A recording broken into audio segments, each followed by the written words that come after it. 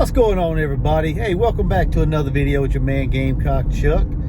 Hey, don't forget to hit that like, share, comment, and if this is your first time checking out this channel, hit that subscribe button, hit the notification bell. I really truly appreciate each and every one of you out there. We'll talk a little bit about South Carolina's victory over Mississippi State Saturday night, a game that South Carolina needed to go out there and shore up some things this past weekend before, getting further and further into SEC play. We're going to start off a little bit talking about the defense, which has been South Carolina's weakness, to be quite honest with you, for some years now. But the defense, it was one of the worst teams as far as stopping the run on defense. And Mississippi State came into the game with the leading rusher in the SEC, and Jaquavius Marks. The young man was leading the SEC in rushing. So we knew that Mississippi State had a great run game. We knew that coming into the game. And from the start, South Carolina decided they were going to sell out on the pass and load the box and stop Mississippi State from getting their ground game going. And they did that. They actually succeeded. They loaded the box, like I said, and they stopped Jaquavius Marks. They held him to, I think, 27 yards on like 12 carries or something like that. They held Mississippi State to, I believe, 32 yards or something like that. That's what I read. I don't have the stats here in front of me, but they held them under 50 yards rushing for the night. Let's just say that. The defense did a job as far as stopping the run. Very impressed with that. The one thing that I did not like was the fact that our secondary gave up some big chunk plays to LaDetrick Griffin, the wide receiver for Mississippi State. By loading the box, you give the opportunity for the quarterback to try to beat you with his passing ability. And Will Rogers is a damn good quarterback for Mississippi State. I know he struggled early on, through the first 3 games, trying to get right with this new system, going from the air raid to the more pro style offense for Mississippi State. So our secondary was just horrible Saturday night, in my opinion. We gave it some big passes to Will Rogers and LaDetrick Griffin, the wide receiver. I think that young man had like 260 yards receiving or something crazy like that. I mean, it was just ridiculous. It's like no matter who was on him, they were getting burnt, man. And like I said, Mississippi State almost beat us with that plan by just throwing the ball down the field. So we need to shore up our secondary. If we're gonna play to stop the run, we need some secondary players that can cover these receivers, because they're only gonna get bigger and faster and stronger as the season goes along. We got Tennessee coming up this weekend. We got Florida, Missouri, Vanderbilt, Kentucky.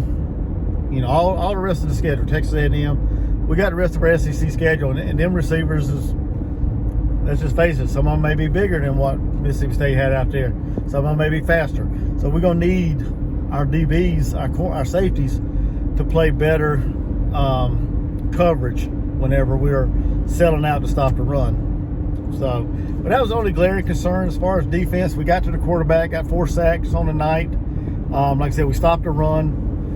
We held the SEC leading team in rushing to, like I said, an abysmal like 32 yards rushing or something like that. So as far as the defense, outside of the secondary, I was pretty impressed. The linebackers, Blanton, Pup, Debo, they played pretty solid most of the night, or throughout the night they played pretty solid.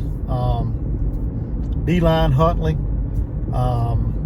Tonka, TJ Sanders, Jordan Strong, all them guys, Brian Thomas Jr., everybody got in for the defensive line, the linebackers, and the edge rushers. They all played pretty solid. Boogie got SEC Defensive Player of the Week honors.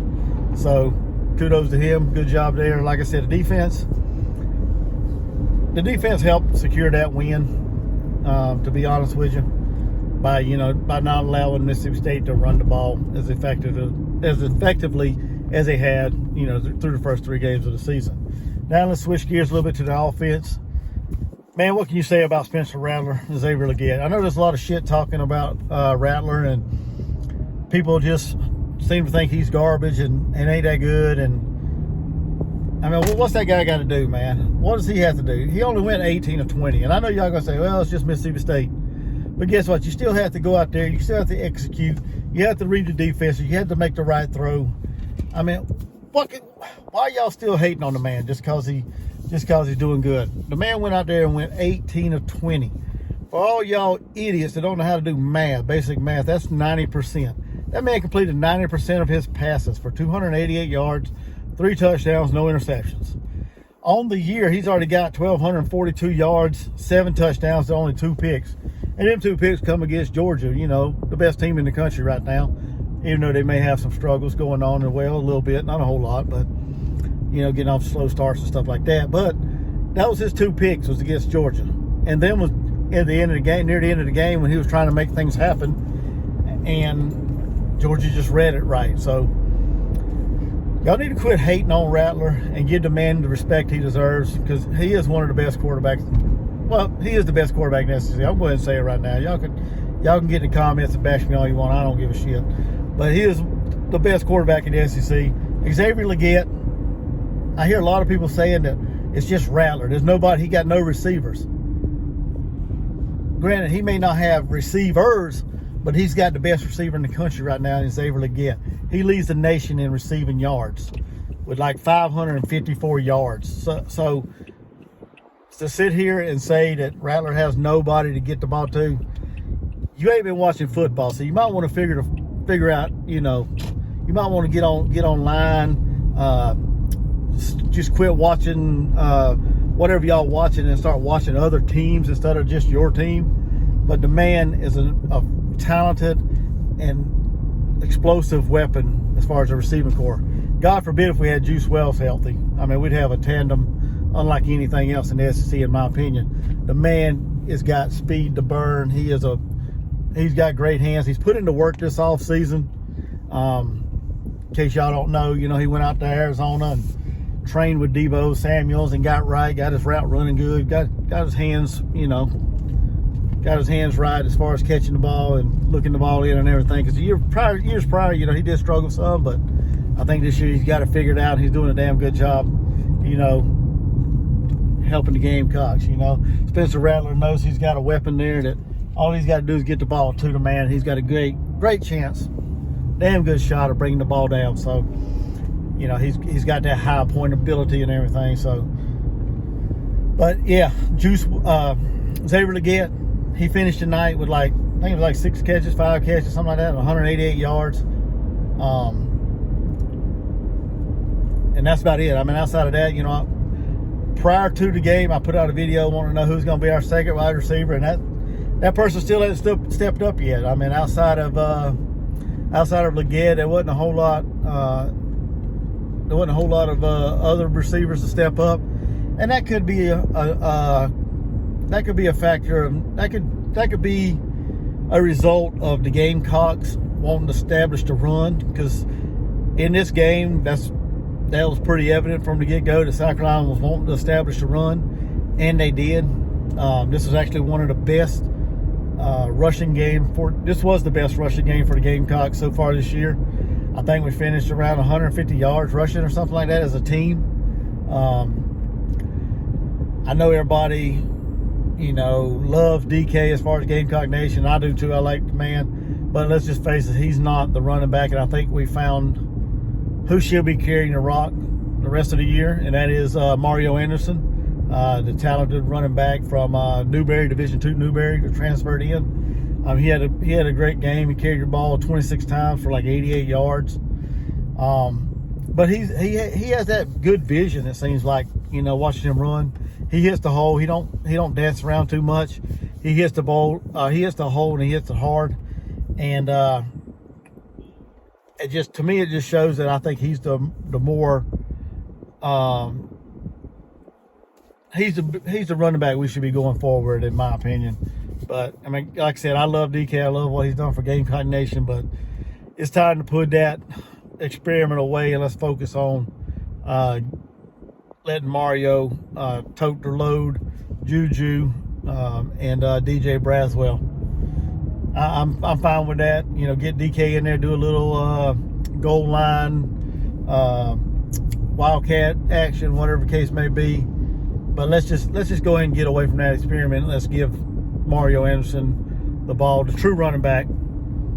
You know, give him the ball, let him, you know, see what he can do going forward. I mean, if we're going to try to establish run, I'd rather try to establish it with somebody that's actually been a running back all his life playing football. But as far as the rest of the offensive line played pretty solid. Yeah, we gave up 4 sacks, but like Spencer Rattler said, you know, he alluded to that. A couple of them sacks was his fault. He moved up in the pocket when he probably shouldn't have, and the defense got him. So we did give up 4 sacks, but the pass protection and the run blocking was a little better Saturday night. So we have improved some. It's not where I'd like it to be, but hey, you can't, you know, Rome wasn't built in a day, so got to keep taking these small steps to get where we want to be as far as the offensive line. But overall, this game, it was a little closer to what I expected or what I was wanting to see anyway. But still, I mean, offense came to play, the defense came to play, and well, the defensive line came to play. But it was a great game overall. Had a great time. Got out of there, like I said, with a 37-30 victory. On to Tennessee this Saturday. We had Knoxville Saturday night, 7:30. Y'all be on the lookout for my preview and prediction video later this week as I look into the Tennessee side of the ball and give my little preview of that game. And y'all stay tuned for that as well. But hey, get in the comments. Let me know what you guys thought of the game Saturday night. Let me know. Let me know how y'all thought the game went if y'all watched it. And don't forget to hit that like, share, comment. And like I said earlier, if this is the first time here checking this channel out, hit that subscribe button, hit the notification bell. I'm just a small YouTube channel trying to grow, trying to get to that elusive 1,000 subscribers. And I really appreciate anybody that would subscribe to this channel. And until next time, y'all have a blessed day. Gamecock Chuck, I'm out. Go Gamecocks. Go Coach Beamer. On to Tennessee, baby. Gamecock Chuck. Peace.